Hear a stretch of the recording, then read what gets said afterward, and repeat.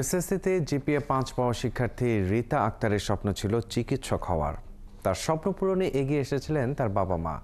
জয়পুরহাট থেকে ঢাকায় এসে রীতাকে ভর্তি করেন কলেজে, কিন্তু পুলিশের একটি বুলেটে শেষ করে দিয়েছে তার সে স্বপ্ন। বৈষম্য বিরোধী আন্দোলন চলার সময় 5 আগস্ট রাজধানীর মিরপুরে মাথায় গুলিবিদ্ধ হয়ে নিহত হন রীতা। মোয়াজ্জেম হোসেনের তথ্য ও ছবিতে প্রতিবেদন। চিকিৎসক হওয়ার স্বপ্ন পূরণ করতে এসএসসি পাশের পর জয়পুরহাটের কালাই উপজেলার প্রত্যন্ত গ্রাম তালখুরে থেকে রাজধানীতে এসেছিলেন শিক্ষার্থী রীতা আক্তার। ভর্তি হয়েছিলেন মিরপুর দুয়ারিপাড়া সরকারি কলেজে, কিন্তু তার সে স্বপ্ন আর পূরণ হয়নি।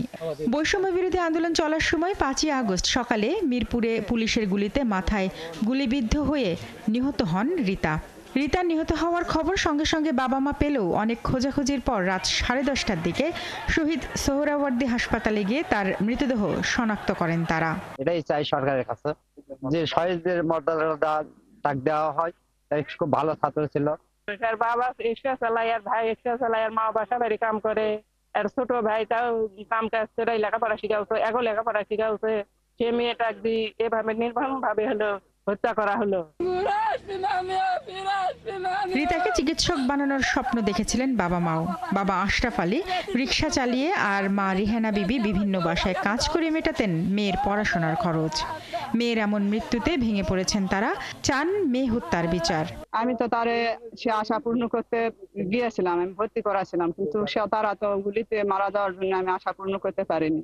এখন আমার ছেলে আছে, ছোট ছেলে, এক মেয়ে আমি বাঁচতে চাই, বা এই সরকার আমার এই বাচ্চার জন্য সহযোগিতা করব, এটা আমি আশা করি।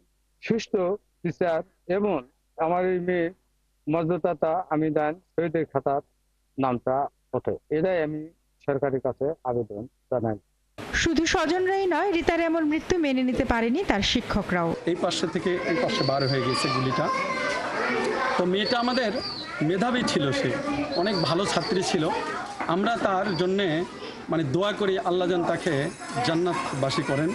রীতা নিহতের ঘটনায় তার বাবা মিরপুর মডেল থানায় সাবেক প্রধানমন্ত্রী শেখ হাসিনা, সাবেক স্বরাষ্ট্রমন্ত্রী আসাদুজ্জামান খান কামাল, সাবেক পররাষ্ট্রমন্ত্রী হাসান মাহমুদ সহ 395 জনকে আসামি করে একটি হত্যা মামলা দায়ের করেন।